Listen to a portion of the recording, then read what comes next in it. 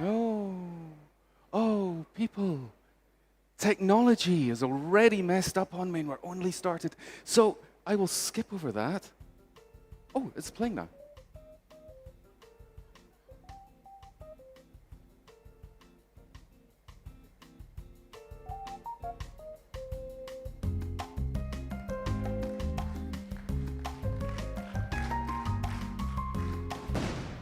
There we go.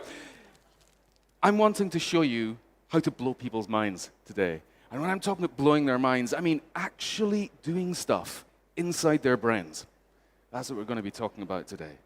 So, hello. How many of you, as I try to look past the lights and say, hi everyone, how many of you have seen me speak before? Yeah, quite a few. Those who haven't, you can leave now. It's okay, you're not missing much. I'll just hang out with my friends here. It's all good. So does anyone know what this is? A cocoon, yeah. A chrysalis, a butterfly chrysalis. It's absolutely incredible that you get a caterpillar that wraps itself in something, basically turns itself into soup. And then this happens. Well, it often does if you do that. So look at this. Absolutely amazing. It changes the color of the cocoon, and then it will break open. Here we go. And then it's really frustrating. So look at this. Here's the butterfly struggling to get out of the cocoon. And it's really struggling. You just want to get that flap at the back that's caught in a leg and just, I'll help you. I'll get that flap off you. I'll help you out, you beautiful little thing. And here it goes. It's struggling. Look at it struggling. Don't you feel a bit bad for this butterfly? This butterfly's having a hard time right now. Its life is difficult. It's not even out of the cocoon yet. Here it goes. It'll just flop out in a second. Come on. You can do it. You can do it. Come on. Oh, yes. And now look. Look at its wings. Its wings are all floppy. All of that energy that it took to get out of the cocoon is what got its circulation system going. It's the very thing that pumps the fluid into the wings so that the butterfly can fly. If you helped the butterfly out of the cocoon, it would never fly.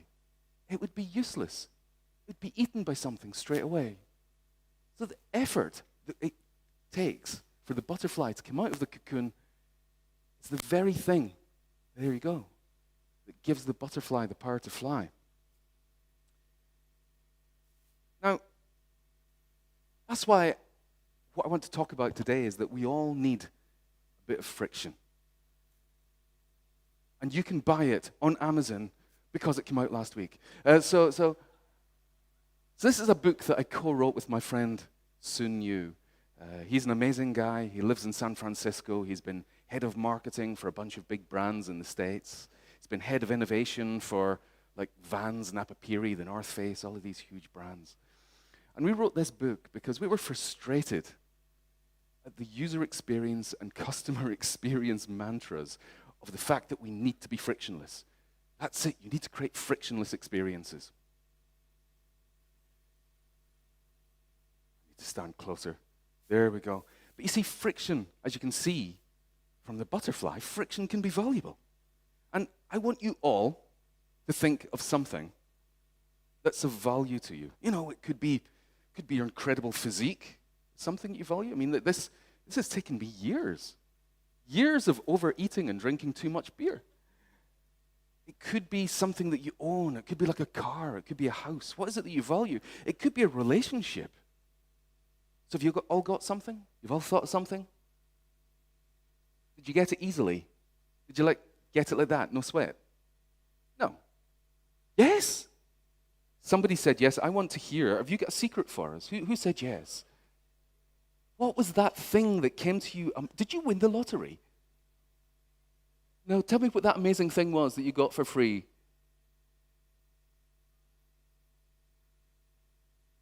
Your what, sorry? Your PlayStation. Did you steal it? Well, there you go. Was the money easy to come by? Wasn't that difficult? Wow. I think we should be swapping. I think you've got some information you could share with everyone. Here's how to get easy money. Who would prefer to hear that as a talk right now? Because, oh, yeah, right, okay, come on, let's do this. Let's do this. No, don't worry. I won't put you in the spot like that, but I will be grilling you later. So you see, when you've got something amazing, something that's really valuable, it takes effort. So, I mean, to become an amazing ballerina, how do you become an amazing ballerina? Practice. There you go, of course. This is good. How do you get an incredible sports car? You buy it. Yeah, I think about €500,000 will do it. There we go. How do you become an incredible musician? Practice. You put in the effort. It's that Malcolm Gladwell mythical 10,000 hours of applied effort. And this guy looks like Ite Talgam. Does anyone remember Ite from 4 years ago? Yeah. Oh, I love him. How do you get an incredibly successful career? Yeah, you work your arse off for it. You try hard. You apply yourself. How do you become an incredible juggler? Kind of. It's actually having no friends. Is the secret. That is the main ingredient to becoming. Are there any jugglers in here? No, that's it. That's that old joke about how do you murder a circus? You go straight for the juggler. Terrible joke. So, the good things take friction. But, it's a big but. I like big buts, and I cannot lie. Well, I don't understand what you're laughing at. So, you know, good things take friction, but humans are lazy. I don't know if you've noticed this, but humans are inherently lazy. I mean, we're awful creatures. We'll do anything to do less work. So, imagine, this is about maybe 200,000 years ago. You know, humans have been around for about 300,000 years. 200,000 years ago, we were hunters and gatherers. In fact, we were hunters and gatherers up until about 40,000 years ago. That was a heck of a lot of effort. You'd have to go out there, search the landscape, put yourself at risk. You had to get good at throwing spears. You know, working on pointy sticks is more work than you think. Then from there, we decided to get into farming, and that meant that you didn't have to travel quite as far and wide. It meant that you can be in one place, and you could just put the effort into that bit of land. It was less effort, still a lot of effort, but it was less effort. Then we got the Industrial Revolution in the last 200 years. And that meant that, look, this is less effort than being a farmer. There you go, and you're still making enough money to live, you're still able to survive. And then, in the last 3 generations, we got this. The effort we are putting in is with our fingers. That's it, and occasionally lifting your arm with a coffee. Wow, that's the effort. So, if you look at effort over time, physical effort, it goes down like that. Oh, hello, not you. There you go. It goes down like that. So physical effort drops. And some people go, but mental effort has increased. Well, bullshit. I bet you that if you were to do a time swap with somebody who was one of these hunters and gatherers, and you would go back to their time, and they would come to our time, I bet you that they would survive longer than you. What about all the skills that they had? You might go, yeah, but I know how to use Microsoft Excel. Well, yeah, do you know how to tell where is north when you've been spun around and you're in the middle of a desert? Do you know how to track prey? Do you know how to create sharp flints? Well, not many of you do, I don't imagine. You see, they had a hell of a lot of knowledge, a hell of a lot of learnings. And I'll tell you something. When you screw up something in Microsoft Excel, you don't die. You do. Well, I don't know. It depends. What are on your spreadsheets, Vladimir? That's really concerning. Right, Vladimir is currently an accountant for some mobsters. Is that right? So if you're on his spreadsheet, you die. Behave. So the thing is that the less physical effort that we are exerting means that we're actually doing huge amount of harm to our bodies. You will have heard sitting is the new smoking, I'm sure, because they're finding that people who sit on their backsides for 8 hours a day, it's got a similar mortality rate to heavy smokers. It's pretty awful stuff. So this company that will come up here created the office worker of the future. This is what maybe our children could look like in the offices. This is alarming. We've created a representation of the work colleague of the future. We're calling Emma. What we've actually identified are danger areas around the office.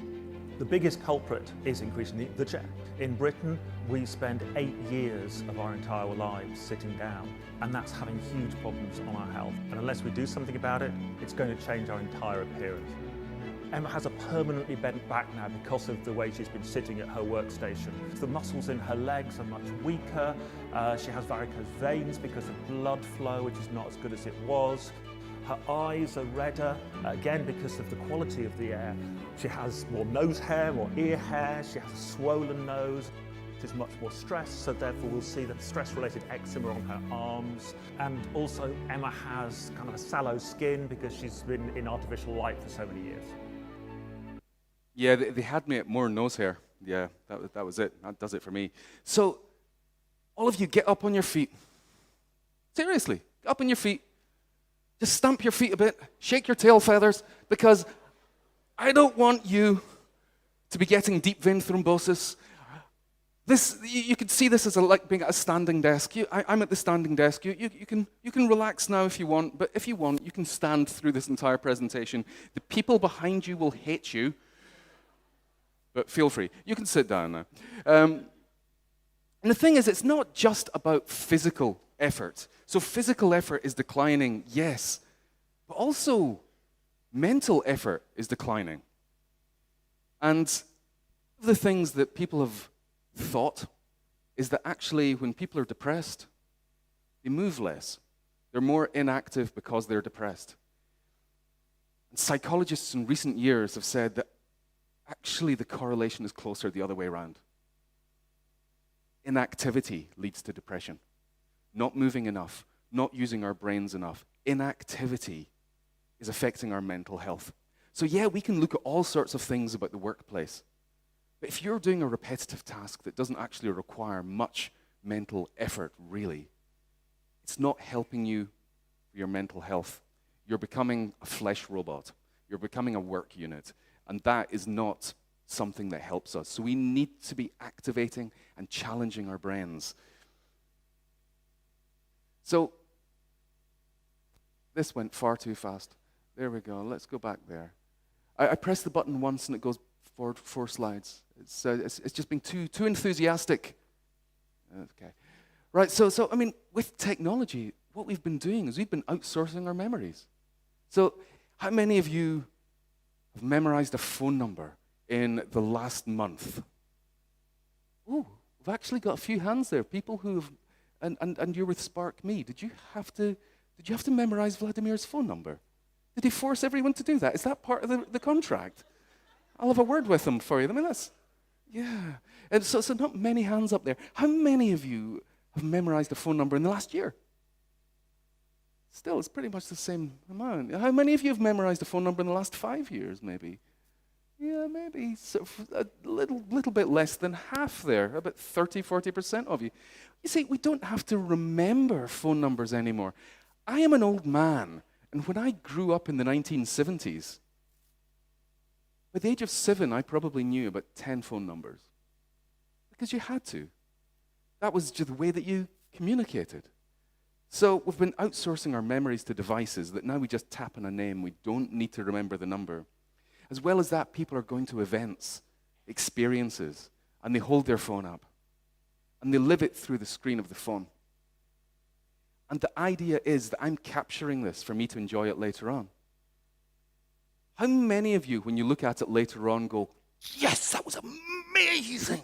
Or how many of you go, that's right. How many of you never look at it again? There we go. An honest man. Thank you very much. And that's what we're doing. We're apparently capturing stuff as if it's stuff that, this is important. We need a video of this. And what it's doing is it's actually stopping us from truly experiencing a situation, truly being emotionally involved in a situation.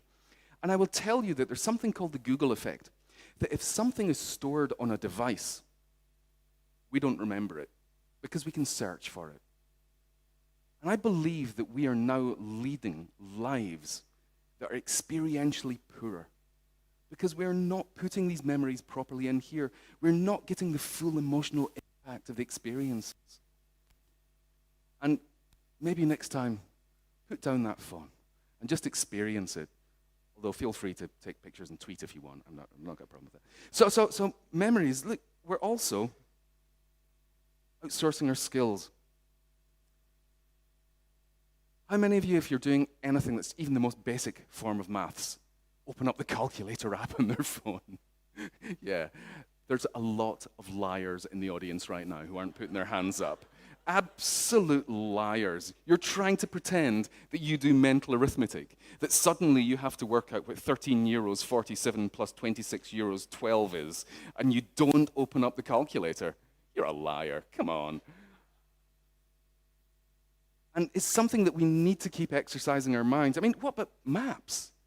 There's a phenomenon now that people don't even know their way around their own neighborhood because they use Google Maps to direct them. And that was the thing. When I was a kid, I know this is me, back in the old days, I remember back in the old days. Well, back in the old days when I was a kid, a map was a piece of paper that folded out to that.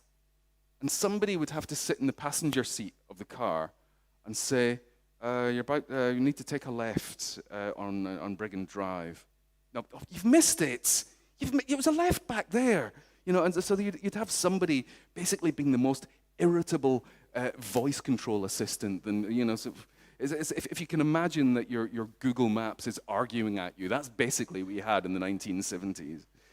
So we're losing a lot of our skills. And of course, we're losing our ability to make decisions. Because what AI is doing and machine learning is it can look at your past behavior and create algorithms to work out what your future behavior would be based on that. Makes decisions for you. It means that even the suggestions that we get on Amazon are making it simple for us to just go, I don't even need to decide, everyone else bought that. Fine. So we are losing a lot of the opportunities to use our brains because of devices. So what soon my co-author and myself are proposing is, we need more friction. And an example of that, of good friction, of how that works, happened in the 1950s. Betty Crocker created this incredible cake mix. That it was just a bunch of powder in a bag. You added water, you mixed it, baked it, you got a cake. And these cakes were actually really good. They were pretty much as good as a cake that you would just bake yourself. No one was buying them. So the company hired some psychologists to try and work out why, when we've got this incredible product, why is no one buying this? And they discovered that it was mainly, it's the 1950s, very sexist times, female homemakers. These days we get home wreckers, that's a different thing, but homemakers in these days were feeling that making a cake just by putting in powder and water was not enough effort. They were cheating their family. Yeah, the outcome was still pretty much the same, but they felt that they were cheating because it was too easy. So they went and they adapted their recipe. And here's a TV ad that's announcing how they adapted the recipe from the 1950s. There's something new and exciting in the Betty Crocker kitchens. And here's Betty Crocker herself. And this is what we're so excited about, my new marble cake mix. It's entirely new. The only marble cake mix in one package that you can mix in one bowl. And the one bowl method makes it so very easy. You just add water and 2 fresh eggs. Yeah, that was it. You added 2 fresh eggs. So previously, they had powdered egg in the ingredients. They take that out and they say, no, you add the eggs. And suddenly people felt as if they were doing more. They were doing something that felt it was honest, it was genuine. So by adding in more work, this product started flying off the shelves, and it still does. So that is sometimes, to make something successful, you need to make people work harder. You can't make it too easy for them. Yet we have been all about frictionless for the last 15, 20 years when it comes to user experience and customer experience. So very often when we talk about this, people ask, well, what's the difference between good friction and bad friction? You know, basically, a good friction gives you good outcomes, bad friction gives you bad outcomes, but that's not very helpful. So we looked at it more deeply, and I'm a bit of a neuroscience geek. So the way we looked at it was actually it's about what happens in the brain. Good friction releases happy chemicals in the brain. So happy chemicals. So that's what we're looking at here, I want to explain to you about. So this here stands for 5 chemicals that are important. So we've got adrenaline, dopamine, oxytocin, serotonin, and endorphins. And let me go back to explain what these are all about very quickly. So adrenaline is stress, good stress or bad stress that can bring this on. It makes us feel more alive. It makes colors more intense. It makes us focus more. But that can actually be a good experience if it's for the right reasons. Dopamine. Dopamine is the reward you get when you get something that you really desire. But not only that, we get a dopamine buzz when we're even anticipating getting a reward. So it's one of the problems that gamblers have. Because gamblers, they almost got that full house in their cards. Almost, they were 1 card away. That to them gives them the dopamine buzz just the same as if they'd won. And that's why they keep going. They get so much pleasure out of almost winning. And that's gambling addiction that comes from dopamine. Then oxytocin. This is a beautiful drug. This is the love drug. It's the drug that's released for mothers and babies. It's released in bundles, skin-to-skin contact. You can see it when friends are talking to each other. They'll touch each other. And that touching releases oxytocin. It's a bonding chemical. It's a beautiful chemical. Serotonin. This is the dickhead chemical. But it makes people feel good. You know, the playground bullies, they get, the reason that these people do it is because they get this feel-good chemical that they've proved that they're better than someone else. That's what serotonin is, and it is rife in workplaces, in people's behavior. People cementing their place in the hierarchy, letting people know how senior they are. All of that stuff releases serotonin. If you cement your place in the hierarchy or you work your way up the hierarchy and now you're better than these people, that's serotonin that you're getting as a buzz there. And then you've got endorphins. This isn't the most helpful one for us, but endorphins is like the runner's high. So if you put in effort, you exhaust yourself, you hurt yourself, you get endorphins, and it is actually like heroin. It's called endorphins because the back part of that comes from morphine. So I want to go through as many as I can of 7 different ways that I talk about in the book to add friction. I will fly through them, but I want to do it by telling stories. So there's got these 7 ways of doing it: exclusivity, meaning, belonging, rapport, assurance, competence, engagement. And these are all ways that we can release different happy chemicals in people's brains. I'm going to tell you some stories from some of those. So you might be able to see down there that actually it spells embrace. Hey, wasn't that clever, huh? Yeah, thank you. So the first of these is exclusivity. Now, when we're talking about exclusivity, one of the first things that people will automatically think of is, yes, luxury. So, you know, it's what all these people who own the yachts outside are wearing. You know, it's about the yachts themselves. It's about the handbags. It's about the fancy cars. It's about luxury items. That's what exclusivity is all about. But it's more important and bigger than that. So exclusivity is about excluding people. It's as simple as that. And there's lots of different ways you can exclude people. You cannot be exclusive without excluding. So there's lots of different ways we can do that. And it could be because of money. That's what luxury items are all about. It could be about time. You know, when there's a sneaker drop and people go to the sneaker store and they stand there for hours for the doors to open just to have a chance of getting these new trainers. And that's, people have got time. Other people don't have the time, so they miss out on that opportunity. It could be about intelligence. Maybe you need certain intelligence. It could be about education. You need a certain amount of education or else you can't get in. You're excluding people for different reasons. There's lots of different reasons you can exclude people. So I want to talk about this amazing human being right here. I don't know why you people are laughing. She is wonderful. So Kylie, I mean, I'm obviously connected to the Kardashians. This is me and Kim. Do you see how terrified I am? I have never had a less flattering photograph in my whole life. You know, it's not the face I would ever generally pull. So I was talking about Chloe, though. Chloe became, you might remember, the youngest self-made billionaire in history. Someone laughed. Sorry, Chloe? Kylie? Yeah, there you go. That's how much I know the Kardashians. I get them muddled up. You know, I'm too familiar with them. You know. So yeah, Kylie. Kylie became the youngest self-made billionaire. And I've got to admit that it is easier to become a self-made billionaire when you already start as a multi-millionaire. It's not as big a journey to go. But when she created her makeup line, it was absolutely phenomenal. That she, first of all, started by selling a little box of makeup for $29. And I don't think it was intentional, but it ended up becoming their strategy, that there weren't enough of them.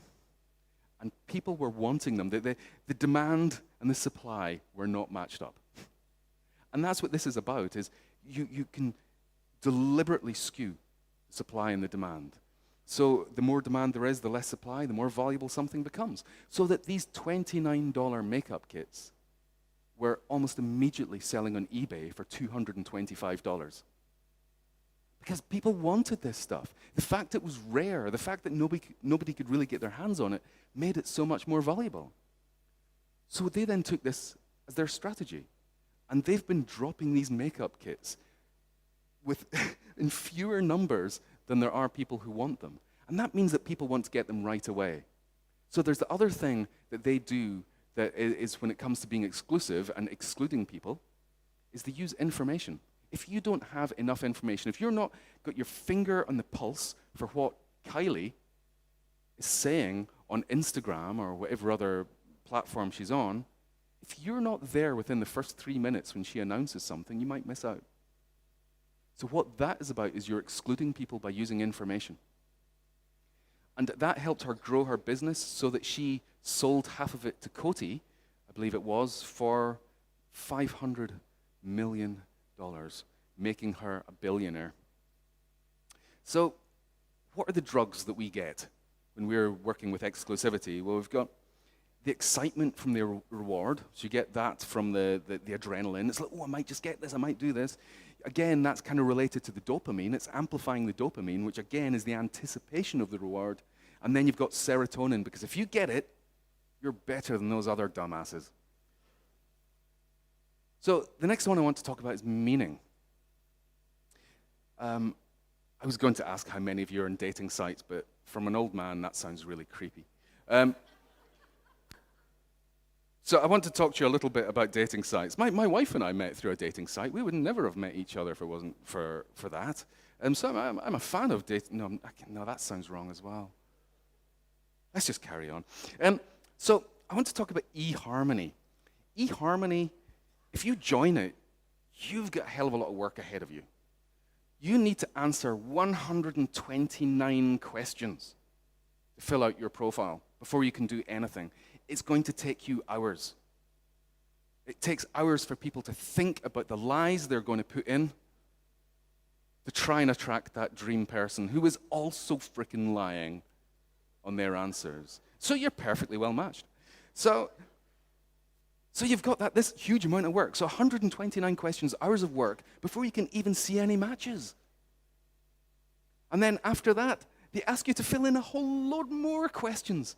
Some of the questions are things like, are you attracted to Tony the Tiger? A lot of you don't know who Tony the Tiger is. He's basically a cartoon character that sells breakfast flicks. And no, I'm not attracted to him, just in case you were asking. So you've got that for eHarmony, huge amount of effort and commitment to actually just set up your account and start seeing people. Then you've got Tinder. You can be online in Tinder and swiping in about 2 minutes. You sign up, you connect it to Facebook, all the images are already uploaded. You just go, yep, that image, that image, that image, boom, show me some booty. Now, what is the difference between those two dating sites? Well, of course, one is about finding Miss Right, and the other is finding Miss Right Now. So it's a completely different audience, isn't it? And what is it that makes the difference between those audiences? Well, it's the amount of effort. It's the friction that goes in at the beginning. Because if you're just wanting a entertaining Friday night, chilling with Netflix, apparently, then you just need to put 2 minutes of Facebook time in there. You're not going to spend hours because you're not necessarily looking for the one. It's all to do with the amount of effort you put in. And this pays dividends for eHarmony. Do you know that eHarmony in the States is responsible for 438 weddings every day? 4% of marriages in America are because of eHarmony. Absolutely phenomenal. The other 96% are because of alcohol, I believe. But you know, this is just amazing. And so when we're looking at meaning, getting people to put in a bit of extra work makes an experience more meaningful. People are more committed to it. So what are the drugs that this releases? Well, adrenaline, again, you're chasing this desired outcome. And oxytocin, you've got empathy, shared experience. Other people in the platform have had to go through all of that work as well before they can have dinner at a restaurant with some nice candles. So, next we've got belonging. We're going to get dark, people. Strap in. We're going to talk about some murder here. I want to tell you the story of Juan Joel Medina Martinez. He grew up in El Salvador. El Salvador is possibly the most violent country in the world. It's got 6.5 million people in the population, and 10% of them are involved in the gangs. That is like the entire population of Montenegro carrying a knife, each. Not one knife between the lot of them, that'd be a big knife. Ridiculous people. So 10% of the population are in the gangs. And that is more than the police and the military combined. So they can't do anything about it. The gangs run the country. So Juan's parents thought, this isn't really the future we want for our lovely little Juan. Look at him with his little chubby cheeks. Oh, aren't you gorgeous? They thought, let's get you out of this country so you can have a better future. So they sent him to America and to Massachusetts, just outside Boston. And pretty much as soon as he got there, he was recruited by one of the gangs in America, MS-13, which are one of the biggest gangs from El Salvador. So he ended up, as he got there, immediately being part of a gang. Now, he excelled at this. He took on this America, land of opportunity, and I'm going to become the best gangster there is. And he got the nickname of Animal because he was terrifying. This was really what he was good at. So, you know, these are the kind of tattoos that these people have. I mean, I have these tattoos as well, but my legs, just my legs. And he wanted to become the next level up because he was ambitious. He's in America. He's trying to work his way up the hierarchy. And he wanted to get the next level up. The next level to go in his business card of gangster was homeboy. And he wanted to become a homeboy. Now, to become a homeboy, it's quite simple. There's just a couple of things you have to do. The first is you have to go and murder someone from the rival gang. Easy enough. Then you've got to have the shit beaten out of you by the rest of the gang. I mean, you have to be beaten within an inch of your life, left bloodied, bruised, broken bones. And then you can become a homeboy. And then you're really, truly in the gang. So he's like, yeah, that'll look good in my CV. I'm going to go for that. So he went out and he found a member of a rival gang who was also an El Salvadorian kid. You know, this kid was, he was 15. He had just moved up from El Salvador. His parents had thought the same thing. Look, get out of here. Go to America, the land of opportunity, where immediately he was recruited by the 18th Street Gang, which is the rival gang for MS-13. So this little kid, Irvin De Paz, was brutally murdered by this Juan guy. That was the first part. He then went back, got the shit kicked out of him, and then, there you go, you're a homeboy. Now, why do they do this in these gangs? Well, it's because if you think that you might go straight, you might leave the gang life behind, they have got unbelievable dirt on you. They just need to tell the police that, yeah, he was responsible for this murder. And that's it, you're going down. You can never leave that gang. So he ended up, you know, he did this murder, and within a few months he was arrested. And at the age of 23, he's now got life behind bars. You might think that, hey, that's a terrible thing, and that's not something that would happen to me. I'm not, that doesn't apply to me because I'm not into gang warfare. Well, if you're part of a church group, you're part of a sports group, you're part of a company, all of this stuff applies to you. Because at this point, when we're looking at belonging, it's actually the effort that it takes. So if it's really, really difficult to get into a company, to get into a role, then you've got empathy with all of these other people. It's exactly the same thing. You're getting across a barrier to get in there. You know, one of the things that churches do as a form of initiation is baptism. Everyone goes through that, this big event where you're the center of it. And you're then renouncing your sins, and you're promising not to steal cookies from the cookie jar. And all of this stuff is what helps us feel belonging. So let's have a look at the chemicals we get from this. Well, oxytocin, connection with others; serotonin, because you're better than others. So these relationship connection drugs are the ones that come out. Right, so let's keep it a little bit lighter now, and we'll go on to rapport. So you'll have heard people talking about quality time. Yeah, let's spend some quality time. The one thing we don't really hear anyone saying is, hey, do you want to spend some quantity time with me? Come on, we'll just sit in silence together for 7 hours and 35 minutes. Are you up for it? Let's do that. Well, actually, quantity time is really important. And it's something that we are really badly missing out on. It is one of the reasons why people are feeling more isolation now. Because we are not spending quantity time with each other. We're going for this quality time. I've only got a couple of hours, so let's make the most of it. Well, there was a study that was done in 2019 at the University of Florida. And they got students to fill out some incredibly dreary tasks. It was a checkbox exercise to spot things and check a box when you spotted it.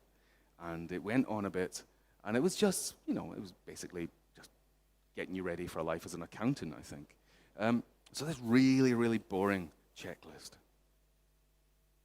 Half the people that came in were greeted by somebody who had no interest in them whatsoever. They just, well, yeah, how are you doing? Okay, fill out that form. They had no interest, didn't look them in the eyes, gave them one-word answers, took them through to do the test. The other half were greeted by somebody who was warm and welcoming. Hello, how are you? Thank you so much for coming. How did you get here today? Asking them questions like that, being nice to them. That's the only difference. They went in, did the same test. So the first thing is that the group who were greeted warmly were 14% more productive than the group who were treated like crap when they came in. But the interesting thing is they went beyond that to look at something that we call discretionary effort. That's the stuff that we do over and above what we're asked for. So at the end, they said to everyone, look, thanks for doing the test. We've got just a questionnaire here. It'd be great if you did it. No pressure. If you don't want to do it, don't worry about it. But if you could do this questionnaire, it'd be greatly appreciated. And this questionnaire involved them thinking about stuff and writing answers in. And they found that the ones who were warmly welcomed at the beginning were far, far, far more likely to fill in the questionnaire. When they did, they answered more questions, and when they answered the questions, they wrote more. And this is the stuff that's actually backed up by some research from McKinsey. That a leader who actually spends personal time caring about their team makes a huge impact on the bottom line. It affects people's performance. It affects their productivity. People are happier in their jobs as well, and they stay longer. All of this stuff is really important. Yet what a lot of organizations have done is they've turned it into this process where people are dehumanized, and everyone has tried to be treated like an identical work unit rather than an actual human being. And it's one of the things that companies should really be investing in. And as Katie was saying, about leadership training. How many of you have got companies that do leadership training? This is the stuff that is really important. Teaching people, this is really weird. Think about it. Teaching people how to treat other people like humans. Isn't that shit? Because what it says is that people go into an office and they hang up their humanity at the door. And then they go in and are an absolute dick. And then they come out and they pick up their humanity and go home. That is awful. If you have to be a different person when you're working, you are broken. So that's my little preachy bit, so I'll go over that. So what are the drugs that this releases? Well, rapport, dopamine. You've got the anticipation of having a good connection, but oxytocin as well. So the strategies we talk about in the book, this is the stuff that we see them releasing. So I will think about one more here. We've got assurance. This is one of these things that the first time I saw one of these, I was maybe about 18. You're all familiar. Come on. Go on, do it. Come on, you can do it. Oh, shit. Come on. Yes. Oh. This is only an animation, but it still stresses me out. And you get to, it's always this bit to the end. You're almost there. Yes. Yes. Come on. Yeah.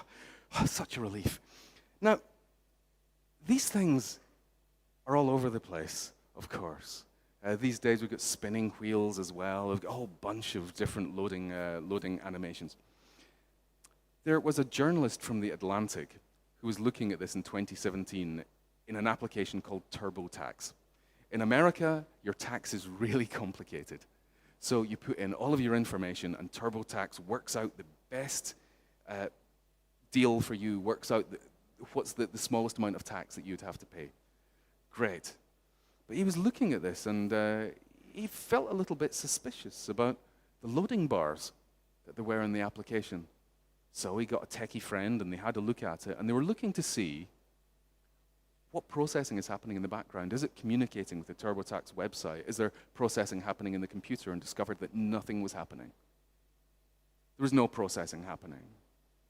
And then they dug a little bit further, and they found that the loading bars were just animations.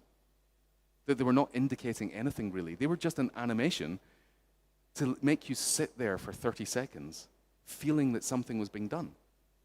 They're what we call benevolent deception. And this is purely about getting people to feel that work's being done. Because TurboTax was doing the calculations as it went. It was checking the stuff as it went. But here it was saying, we're just going to check for you. We're just checking your information's correct. Okay, what it's doing wasn't necessary, but it was important. And that's a lot of what this is about. When it comes to assurance stuff, we're talking about stuff that isn't necessary, but it's important because it makes people feel more comfortable. And the people using the application felt as if more was being done on their behalf. More thinking was being done. More expertise was going into it. So, what are the drugs that this releases? Oh, nobody cares. There we go. So it reduces bad adrenaline. You're not getting stressed about it. It's taking away that because it's making you feel safer with the output that you're getting. You're feeling understood. You've got confidence in your decision. That stuff, it assures people, it all helps. And it's something that is missing from so many digital experiences, because the frictionless thing is just about, oh, we're just wanting to get people from here to the checkout as fast as possible. Sometimes you just need a little hand on the shoulder, a little pat in the back saying, let's just check that for you. Yeah, that's good. You can carry on now. Right, I will do one more here. I want to talk about, for those of you who've been to London, you will be familiar with these vehicles here. Black cabs. These black cabs, there's something incredible about them, or something incredible about the drivers. There's 21,000 black cab drivers in London. And all of them have done something amazing, which is they've done something called the knowledge. This is like a university degree. You have to remember 25,000 streets. You have to know where they are in London. You have to know how to get to any one of 25,000 streets. You have to know where every hotel is. You have to know where the landmarks are. You have to know where all the theatres are. You have to know that if London Bridge is blocked for some reason, how you can then cross the river. You have to know how the traffic changes at different times of day, because your route would then change.